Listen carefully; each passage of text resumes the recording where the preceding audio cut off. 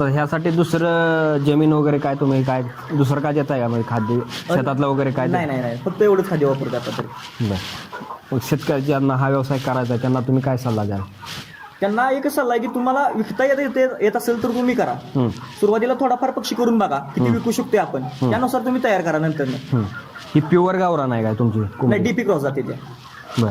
Pure आणि DP cross म्हणजे काय नेमकी त्यामध्ये काय असतं? प्युअर गावरान म्हणजे काय विषयाला ती देशी प्रकार आला, तो आता शक्यतो मोडतच आलाय, थोडाफार प्रमाणात कुठं तर राहिला असेल. बरं बरं. ती पूर्वी काळ असायला. याचा विषय काय आहे, ते हॅचरीमध्ये अंडी उभवली जातात.